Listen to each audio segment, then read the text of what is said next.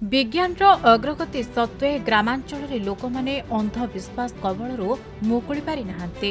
एहार सद्य उदाहरण देखा मिली कोरापुट जिला सुबाई ग्राम में 4 दिनर वाद विवाद पर शेष में थाना परिसर में निआं लगाई जलागला बर और अस्वस्थ गछ। शुक्रवार राति प्राय 10टा बेले सेमिलीगुड़ा वन विभाग डेपुटी रेंजर त्रिपति पंडा, सेमिलीगुड़ा थाना अधिकारी अनिता कुजूर, पटांगी थाना अधिकारी प्रभास बेहरा, सुनाबेड़ा थाना अधिकारी सुषम कुहर, सुनाबेड़ा एसडीपीओ सुमित्रा जेना उपस्थित में गाँ लोके अशुभ मणुवा गछ को पोड़ी देइछन्ते।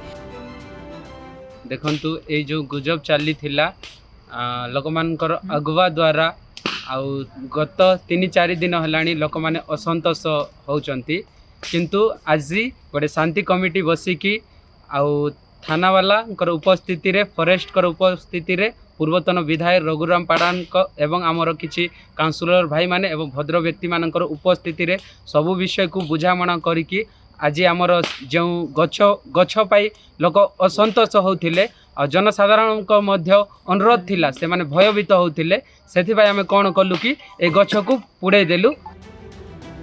ଏହି ଘଟଣା ବର୍ତ୍ତମାନ ଅଞ୍ଚଳରେ ଆଲୋଡ଼ନ ସୃଷ୍ଟି କରିଛି। ସୂଚନା ଅନୁସାରେ ରବିବାର ଦିନଠାରୁ ସୁବାଇ ଗ୍ରାମରୁ କଟାଯାଇଥିବା ବର ଓସ୍ତ ଗଛକୁ ନଦୀରେ ଭସାଇବାକୁ ଯାଇଥିବା ଯୁବକ ଦଳକୁ କିଛି ଲୋକେ ଗଛରେ ଭୂତପ୍ରେତ ଥିବା ଏବଂ ଯେଉଁ ନଦୀ ଘାଟରେ କିମ୍ବା ଗାଁରେ ପୋତିବେ ସେହି ଗାଁର ଲୋକେ ମରିଯିବେ ବୋଲି ଗୁଜବ ସୃଷ୍ଟି ହୋଇ ସମଗ୍ର କୋରାପୁଟ ଜିଲ୍ଲାରେ ଚର୍ଚ୍ଚାର ବିଷୟ ପାଲଟିଥିଲା।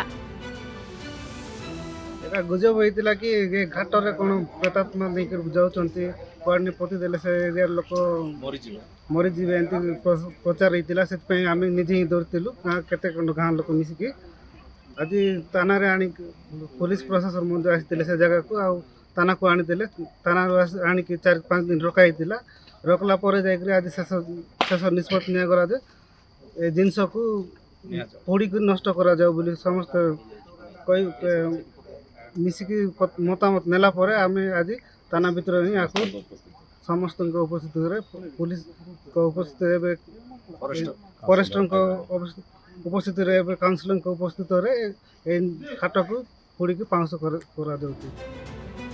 संध्या हेबा मात्रे लोके गाँ मुंडरे ठेंगा बाड़ी धरी जगी रहुथिले। एथिनिमंते विभिन्न थानारे सचेतन बैठक आयोजन करी लोकंकु अंधविश्वास ठारू दूरे रहिबाकू परामर्श दिया जाउथला, किंतु लोके किछि न बुझिबारु शेषरे गछटिकू सुनाबेड़ा थाना परिसर रे जाली नष्ट करा जायछि। 12 तारिखरु आज पर्यंत किछि 4-5 दिन हबो गोटे गुजब चलतिला जे गछ राति चलुछि। ए गछ जोडी पोता हबो सेठी मनीष माने मरबे, जो गाँ को गले से गाँव लोक माने मृत्यु मुखर पड़े। यही सबू आज पुलिस स्टेशन रे गाड़ी किसी दिन थिला लोक माने आज संध्यार मध्य आमर पुलिस स्टेशन बाहर पूरा जमा होते। पुलिस प्रशासन आम काउंसिलर माने आमर एक्स एमएलए रघुराम पाड़ाल बाबू मध्य आसी समस्ते आज मीटिंग करी आम काउंसिलर मान समस्त उपस्थिति रे मीटिंग कलु आ फॉरेस्ट वाला समस्त उपस्थिति रे मीटिंग कलु। आउ जो अंधविश्वास को आज आम से ट्रैक्टर पुलिस स्टेशन रो साइड रे ही से ट्रैक्टर काठ सब बोले आम पुलिस स्टेशन रो साइड रे ताकू सब बर्तमान पोड़ी दिया जाउची। आपण माने देखिबे न्यूज माध्यम रे सेमलीगुड़ा एरिया रे गोटे गुजब चली थिला।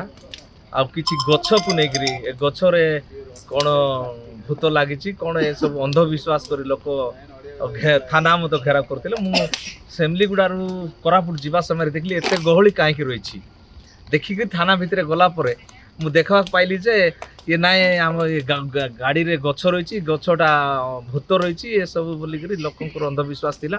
किंतु आम गोटे समस्ते काउंसिलर तांको एरिया भितर जाउची आम काउंसिलर एंड आमर हंजरागुड़ार जड़े भाई आउ मिसिंगुड़ार जड़े भाई एमाने समस्ते मिसी किछि भाई माने मिसिक आम डिस्कसन कलु।